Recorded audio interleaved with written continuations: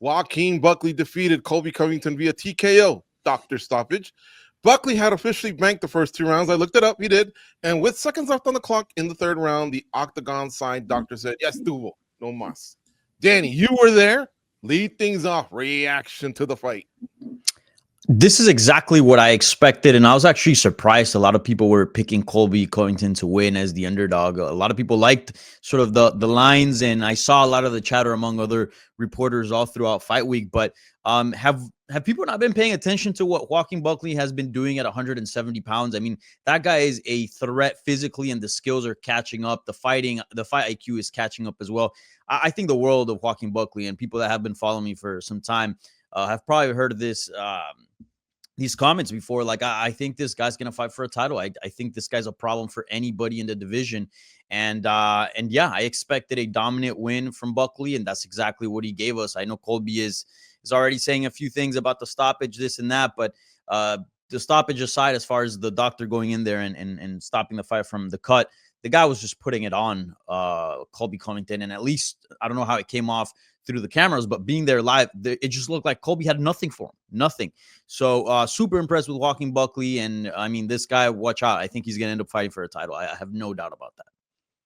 Mike, Dana White said that Colby Covington probably wasn't too pissed that it was stopped, but that more than likely in Las Vegas, it wouldn't have been stopped. How did you read the fight and the finish? Yeah, maybe that would have been the case. I mean, it's hard not to look at Irene Aldana, what happened a couple months ago in Las Vegas, and think that this was a kind of inconsequential cut compared to that one, but it was still bad. The placement was terrible. I do think it was probably the right call to stop it. You could tell it was, which what Dana White said, it was really bothering Colby. Like, he would go to the corner, they would make it stop bleeding with the Vaseline or whatever, and then he would do that right there and pretty much rip it right back open himself. Great photo there from Cold Coffee on the timing. So yeah, I think it was a rightful stoppage. Yeah, maybe it goes longer in a different state, but this was only getting worse for Colby. He had that big target there, and I don't think Joaquin Buckley was planning on stopping inflicting damage anytime soon. He said he was annoyed by the finish as well. I think he would have rather had like the clean highlight reel or whatever he was planning there, but is what it is. Still a quality win for him, and definitely a lot of questions about where Colby Covington goes on the back of this. Goes, it may have been stopped early, but the doctor did go through her paces, kind of gave a warning, said this is what's going to happen, and it was ugly. Before they clean them up, it was ugly. What'd you think of the fight, and what's your reaction to the stoppage? I mean, it was getting pretty nasty there at one point. I mean, just tons of blood. I mean, I don't care where you're at. He didn't have very much time on that cut. But Buckley, his performance, holy crap, man, that was the performance of a lifetime. And when I know we all look at Colby Covington and we say, look, this is kind of a shell of who he used to be. But that being said, like, it doesn't take away from how tremendous Buckley looked. He was a menace on the feet. When the fight hit the ground, he had answers there. He made adjustments throughout the whole fight. I think it's a statement win for the guy, and to message to everybody else in the top of the division. And is it just me, or did Bilal Muhammad choose the worst time in history to be the champion of the welterweight division? I mean, there is killer after killer waiting for him, but Buckley really made a statement with that win. It was tremendous. What's next for Buckley, Mike? This is your wheelhouse. And I've already peeked at what you've said, but let the audience hear what you think should be next for Joaquin Buckley. Yeah, I did like the Kamaru Usman call out, but maybe that seems like it's not going to materialize. Seems like there's a lot of chatter hinting that maybe Usman's going to fight Madalena, maybe on that Sydney card in February. So if that ends up the case, that obviously takes him out. There's a comment, I think, from Joseph Boza here where I think he says, stay ready if you're Buckley, because Shavkat Rakhmonov, I know we all think he's deserving of the title shot, but he mentioned that knee injury. We don't know if there's going to be surgery required or what the timeline for that looks like. I don't think Bilal Muhammad is going to want to sit around and wait for him whenever he is ready to go. Now that he's cleared, I think he will fight whoever the UFC offers him. So Buckley at least put himself in that wheelhouse of maybe situational title shot could come his way. But if not, there's guys out there. You could do like a Sean Brady. You could go back to the Ian Gary fight if you want to, that was originally supposed to headline this card. So there's options, but he needs one of those guys that are either the huge name or, a former champion like Usman. And I know the UFC is also going to London in the spring, and so obviously they'll want to feature Leon Edwards if he's ready to rock and roll. Danny, you were there. He laid an egg at the post-fight press conference because he just made a statement and bailed, but he was actually I pretty wasn't good. complaining, George. I was not complaining. That's true. It was 2:30 a.m. He actually did pretty good with that whole the dating game type thing he said, right? Hey, audience, what do you say to bachelor number 1, bachelor number 2? And at first I wasn't sure where it was headed, but they got behind it, and it looked like they either were feeling Bilal Muhammad or Usman. But what'd you gather from all that, and what would you do next with them? First of all, I absolutely loved it. I think that Joaquin Buckley is very outspoken, and I think he's getting better on the mic. I think the first step to be a sort of a draw on that end is to be outspoken. And I know he's had some misses, right, with the Conor McGregor call out and stuff, but if you just kind of steer him in the right direction, I think this guy could be not only a player at 170 pounds skills wise, but I think he can become one of the more popular fighters there and be one of the more interesting draws. Pair that with some of his dominant performances, and I think you got a good star in at 170 pounds. But as far as like the options themselves, I like the Kamaru Usman one. I know that Mike mentioned a couple of things how it might not work out timeline wise, but I think that's the move in a vacuum. I think he's a former champion, big name, step up from Colby. I think right now fighting Ian Gary would kind of seem like going sideways, especially Gary coming off a loss.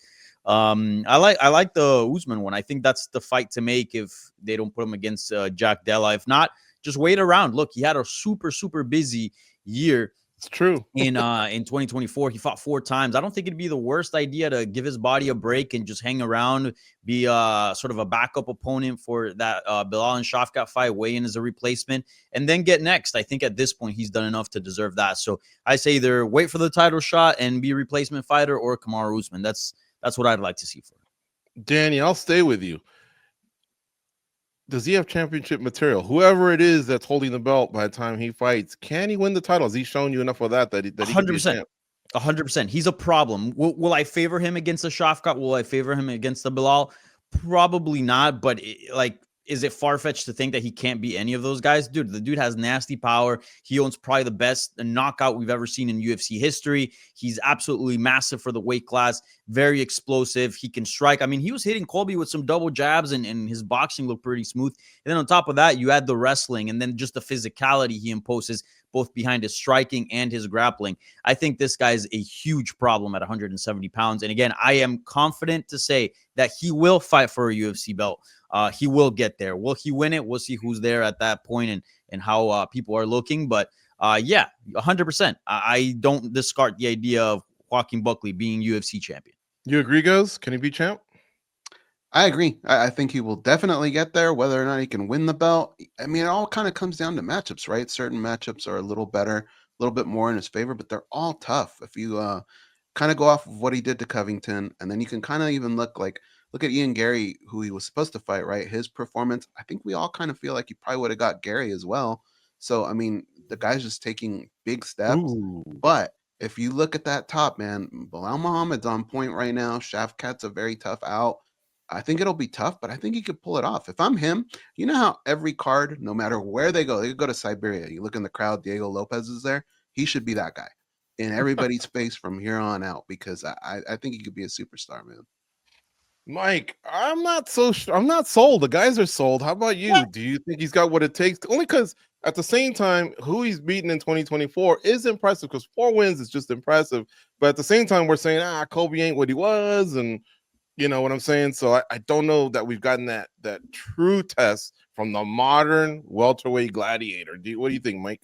Yeah, I get where you're coming from. I mean, you look at the past couple wins, it's Wonder Boy, it's now Covington. If he fights Usman, like, you're going to maybe start building a narrative around him. He's just picking off like the older fighters in the division at this point. They're maybe beyond their best days, but no, he's definitely really good. I mean, the thing I think you need to highlight when it comes to Joaquin Buckley is this guy's still only 30 years old, right? It feels like he's been in the UFC for a lot longer than that. If you told me he was 34, I probably would have believed you, but no, this guy's right in the thick of his prime. He's got still room for improvement, a lot of elements he can grow on. So yeah, I mean, I think he's definitely capable of landing in a title fight. Can he win it? Sure. I think all these guys in the top 5 at welterweight right now are pretty capable of beating each other. So yeah, I could definitely see it happening, but it's going to be tough, man. It's got to be the right performance on the right night. And that's what it takes in this weight class. All these guys can do it to each other, in my opinion. Yeah, and I hope I don't come off as a jerk. I kind of saw the same thing with Covington himself. It was like, well, you caught Lawler on the tail end. Oh, well, Maya's about to retire. Well, Woodley in the shoulder. You know what I mean? It was like, I guess we can never be satisfied as media and fans. It kind of just goes in some sort of a circle. But I'm just talking about the level of talent right now with Della Madalena, Bilal Muhammad. What he did in Manchester was special. Shafkat undefeated. Ian Gary even impressed me. Off a loss. It's going to be tough to get there, but he was impressive on Saturday night. We definitely got to give the man his due. What's next for Covington, Danny? What do you do with this cat, man? I know he's all about SoFla, the life, the Trumps, but hey, does he still got more left in the tank in MMA? I hate to sound like very harsh, but he just looks so washed. Like, who can he beat right now in the top 15 of the UFC welterweight division? Like, let's just skip all the way to number 5, like the top 15, and pick out some names there. Like, can he beat a Michael Morales? Can he beat a Carlos Praxis? Maybe a Stephen Wonderboy Thompson, but I don't know. A lot of those names, I favor them against him. And it just doesn't seem like he's a guy that would want to take a backseat and not be in main events and not be talked about in the big fights. I'm not sure if he's going to be willing to take on these young up and comers. So what, does he just kind of go into like the Legends division and maybe fight like a Burns or like a Wonderboy Thompson? I don't know. It looks very, very murky, sort of his future. It all depends what he wants to do, because we know Colby, again, likes to be the protagonist, likes to be the main guy, but the skills aren't there anymore to be that guy. So he's going to have to take a backseat if he wants to continue fighting, and I don't know if he will. So, yeah, it's complicated. I would say I'd like to see him against Gilbert Burns, just because like I feel like that fight was teased and talked about for many years. Two vets. I feel like both have been kind of going up against at least Covington now with Buckley, and Burns has fought Hamzat and a few other young guys. I would like to see kind of a veterans matchup there. I think that'd be a good one. He does have a belt. He does seem to have a future, maybe. Like, I don't know, I don't know if he would start a podcast. He's got friends in the right places, I guess is what I'm getting at. Mm-hmm. Should he fight again, or maybe is it just time to retire? I mean, it all depends on like what he holds valuable to himself, right? Like if he wants to win a title, that's just not going to happen. But if he wants to keep collecting paychecks, he could probably do it and not have to be one of these guys that we're completely worried about. But I don't know that he'd be that entertaining. I don't know if the UFC wants to give him that much money to have those types of fights. He's told us before, he's talked about it before. WWE is a route that he'd want to do, but I feel like every fight that looks kind of like this fight, or even the last one, kind of doesn't really help that very much. I don't think fans would get too excited about seeing him over there. So when you look at this division, man, it's only going to get younger, quicker, faster, stronger. These guys are just tough, man. I don't know. But making money, that's an addiction to fighters, right? And I don't think he'll walk away from the sport, but I don't think he'll be here too long. Mike, close out. What do you think, man, with Covington? He's been a big figure in our sport. Played the heel well. Does he got more to give? Yeah, I think he does. If you look at his demeanor, I guess, in that video blog, like there's nothing that shows me there that he's wanting to walk away after this. He said he was just getting started. He is just getting started in his career. I know it's just like a lot of talk and things like that, but you can take away, I guess, some of the rawness in a moment like that for a fighter. And whether they're excuses for the world or excuses for himself, talking about he pretty much just came off the couch and didn't train because he was on the campaign trail for Donald Trump and all this different stuff. Clearly he feels this wasn't the best version of himself. In the Leon Edwards fight, he talked about coming in with that medical issue from like the altitude training and then the broken foot. So I know it seems like almost making excuses for Colby here, but like in his mind, it's pretty obvious to me. He feels like however many of his most recent performances have been pretty much unideal circumstances or hasn't been able to show the best of him. So I'd expect him back, hopefully on a full training camp, things like that. And then if he goes out there and he is what Danny seems to think he is at this point, somewhat washed and the skills just aren't there, I think that would be a much bigger answer. Again, not trying to take away from Buckley's win here, but I think you can read into that if you're trying to be an optimist for Colby's future. So I could see him coming back. It depends which way you want to go. Do you want to give him another next generation guy, or do you maybe want to try to bleed this thing out a little bit longer and give him someone who's in his range, a Michael Chiesa, a Gilbert Burns, a Vicente Luque, like someone like that who's a more established name, who I think he could beat those guys at this point. The guys like Carlos Prates and Michael Morales and stuff like that, though, that's a very tough out. And I think if you see that type of matchup, I think it tells you what the UFC thinks of Colby's future. If he gets a guy like Wonderboy, I think it shows that they probably think there's a few more fights out of it.